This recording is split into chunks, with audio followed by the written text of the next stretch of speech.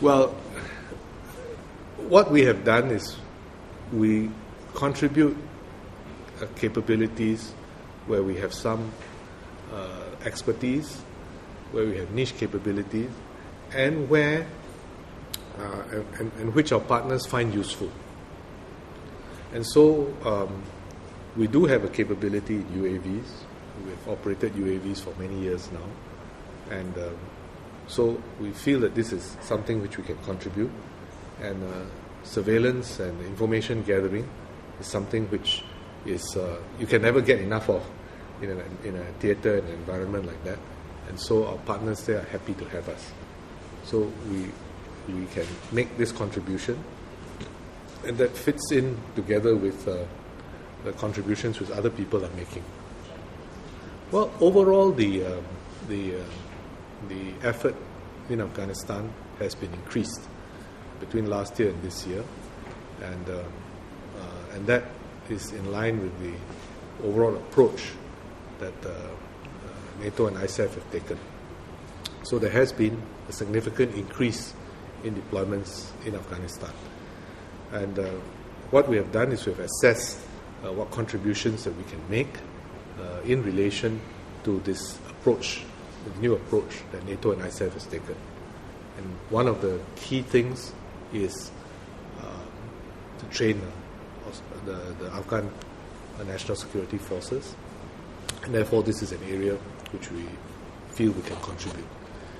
The UAV task group, we have already informed our partners that we are able to deploy a UAV task group since more than a year ago, in fact a year and a half ago.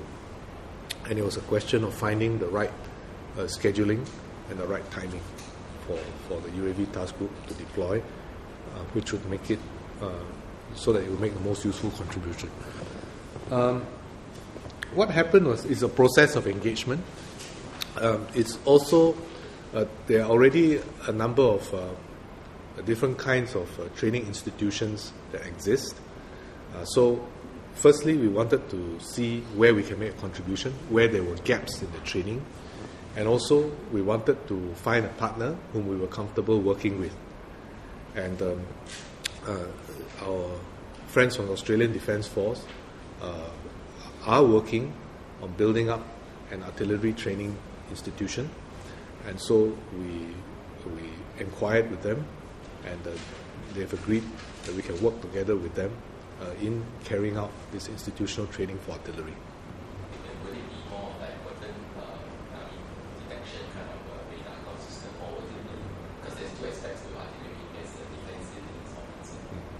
So what will happen is that we will help to set up the school, including things like training methodology, curriculum, and so on, and we will train the artillerymen for the Afghan National Security Forces. That means how to operate, how to use artillery guns, and the key principles involved in using artillery systems. So this will be in a school, institutional setting.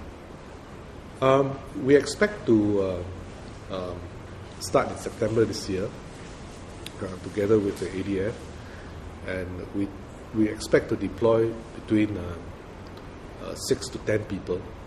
And by the beginning of next year, probably about 10 people, and that's roughly the numbers which we expect that we'll deploy.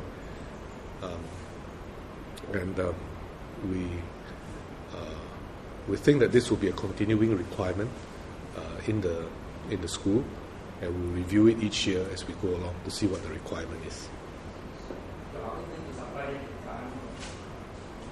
No, there's no intention for us to supply them with artillery systems at this point in time. They actually do have artillery systems, or the others are supplying the artillery systems.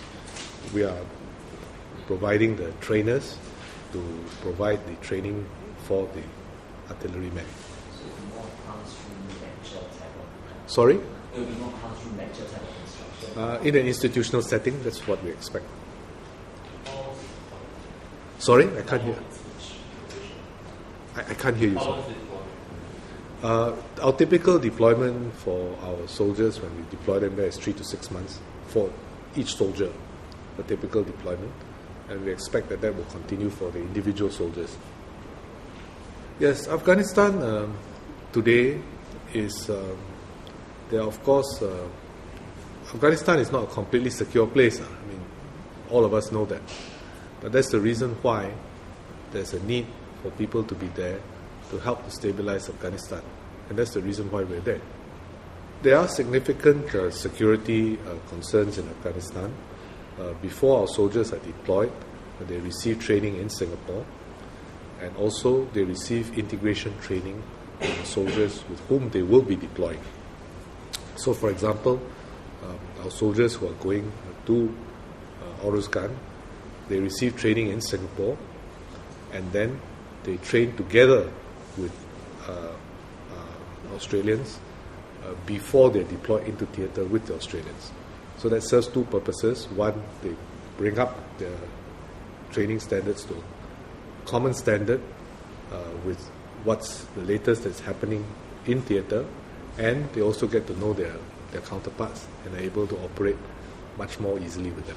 So can I just get